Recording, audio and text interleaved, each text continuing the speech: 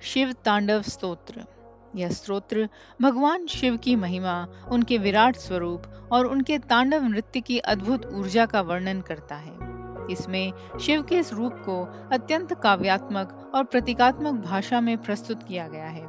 प्रारंभिक श्लोकों में उनके जटाओं से बहती पवित्र गंगा, गले में सर्पों की माला और डमरू की गूंजती ध्वनि का चित्रण है, जो सृष्टि के नाद और ब्रह्मांडीय ऊर्जा का प्रतीक है। शिव का तांडव केवल नृत्य नहीं, बल्कि सृष्टि, स्थिति और संहार का दिव्य चक्र है, यानी जीवन के हर परिवर्तन का मूल आधार। स्तोत्र में शिव के अनेक रूपों और गुणों का वर्णन मिलता है। वे करुणामय हैं, फिर भी भयंकर। वे संहारक हैं, फिर भी कल्याणकारी।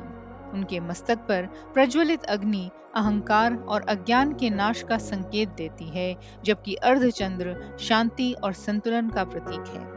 गले का सर्प जीवन मृत्यु के चक्र और भय पर विजय को दर्शाता है।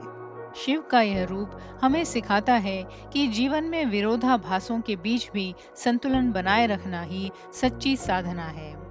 आगे के श्लोकों में बताया गया है कि शिव सभी के प्रति समभाव रखते हैं। मित्र शत्रु, धन धूल, सुख दुख सब उनके लिए समान हैं। वे कामदेव, त्रिपुर, अंधक आदि दैत्यों का संहार करते हैं, जो वास्तव में मनुष्य के भीतर के विकारों, काम, क्रोध, अहंकार का प्रतीक हैं। शिव का स्मरण इन विकारों को समाप्त कर आत्मा को शुद्ध करता है।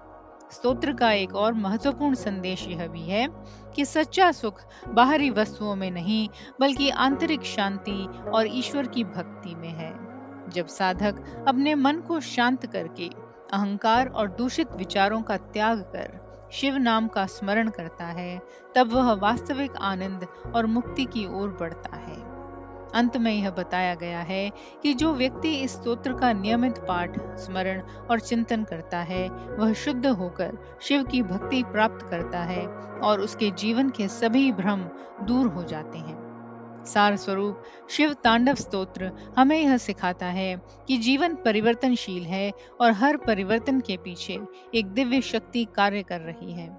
यदि हम अहंकार, भय और अज्ञान को त्याग कर शिव के समान समभाव, साहस और संतुलन को अपनाएं, तो हम जीवन के हर संकट को पार कर सकते हैं और सच्चे आनंद व मुक्ति को प्राप्त कर सकते हैं।